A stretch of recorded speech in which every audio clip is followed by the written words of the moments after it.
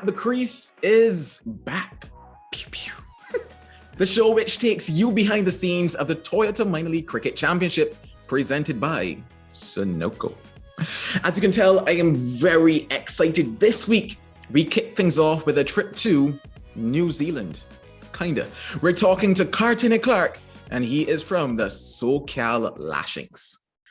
Katene Clarke, thanks for joining me. You are guest number one, numero uno, on At the Crease season number 2. You should feel pretty special about that one. But before we get talking about the cricket, out of sheer curiosity, what is maybe one song that you've been playing on repeat recently?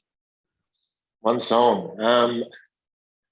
Hasn't been too much sort of music in the earphones lately, but I'll go for Waterfall by Diplo. Waterfall by Diplo. I've actually not heard that one. Sorry, it's Disclosure, not Diplo, it's Disclosure. It's just like a little vibey summer sort of tune. All right, yeah. So that's what's going to be relaxing through the minor league season. Yeah, it's just relaxing, cruisy stuff.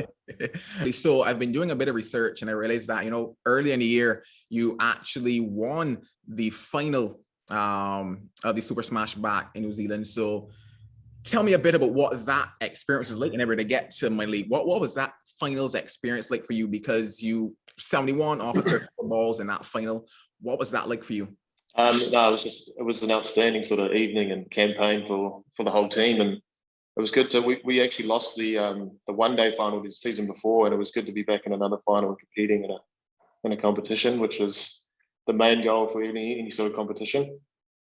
And then obviously the winner was outstanding, and then sort of to have an agent encourage me about potential overseas stuff, it was pretty cool from there.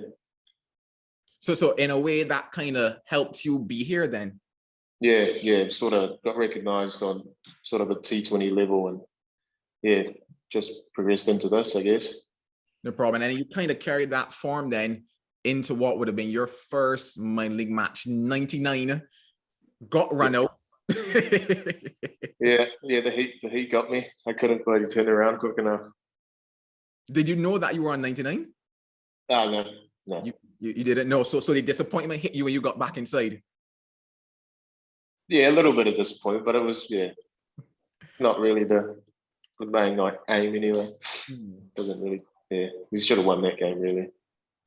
Understood. So that innings of 99, how did the surfaces over here then compare to what you've been playing on in New Zealand? Well, sometimes you get this similar sort of services later on in the back end of the New Zealand season when pitches start to like wear and tear a little bit more and spinners come into play. But yeah, they're just a little bit slower and a little bit stickier. And so like the balls from paces and stuff, they hold back just a fraction, so you got to stay in it a little bit longer. I think the way that I started was pretty ugly scenes, but a few chances went in the air. But yeah, we got through it at least and got a few away.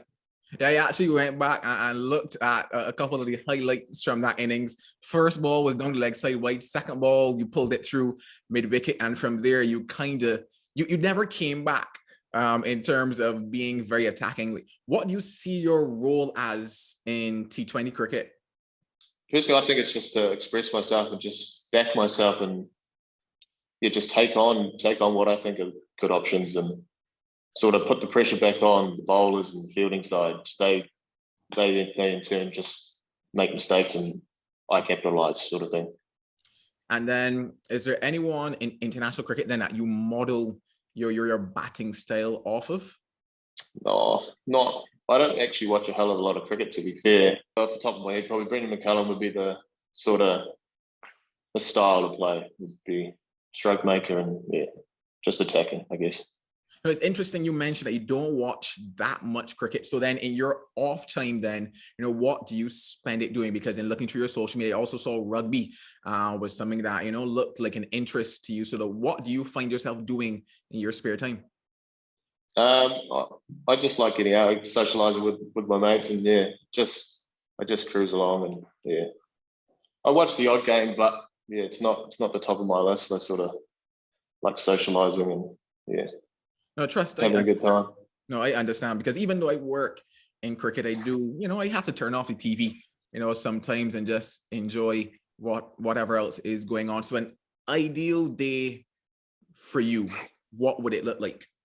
It'd probably be wake up relatively early and say we're talking about a Saturday, big races guy, watch the horses and stuff. So probably just wake up, have a nice breakfast, and then have a few beers and treat myself to a few bets and stuff with the boys, watch a bit of footy, and just continue, see how the night goes.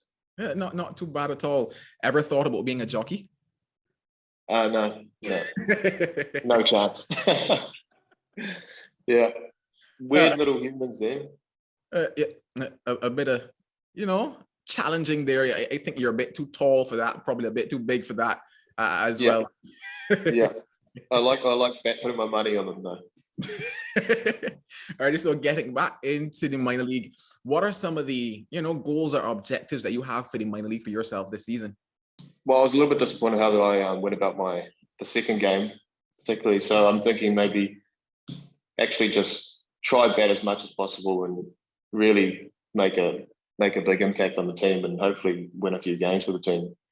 And just enjoy it really. It's just a sort of like a pre-season sort of thing leading into our season back home. So just enjoying it and getting an idea of how I want to go about my cricket this season. Yeah, you mentioned it almost as a preseason, getting your eye in. Ultimately, then, what is the goal for you ultimately in terms of cricket? Well, obviously the highest level possible is still the main goal in the end. But it's sort of just enjoying my cricket as it comes, and if opportunities come, then they come. But if they don't, I'm not too phased. So T20 or Test cricket? Playing wise, just playing wise. I haven't played Test cricket, but I'm more suited for a shorter format. I love both. Though. No, I think so as well. Based on what I saw happen over the weekend, I definitely think you are suited for the shorter format of the game. But we're coming almost to the end of our little chat, and there's somewhat of a surprise that I didn't mention to you before. So this season, we're going to be adding somewhat of a talent show to At the Crease. I see you thinking about it there. So let's see. If you had to be entered in a talent show, what talent would you pick? I don't really have any sort of hidden talents at all. I could scull a bear for you if you wanted. A bear. Alrighty, this is what I need you to do then. I'm gonna need to send me a video of you sculling a bear. Okay. That's easy stuff. Yeah.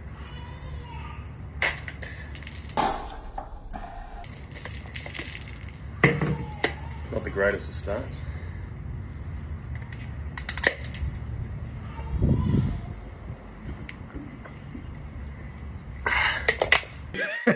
So we're gonna put a little reel, and every single person that has been on At the Crease this season, we're gonna put them on a talent show and see, who gets most votes. Brilliant. I look forward to that actually. Well, it's been an absolute pleasure chatting with you, wishing you all the best. Hopefully, instead of another 99, you get to have 100. Yeah, it's the plan. No problem, but all the best, and until next time. No, thank you very much for having me.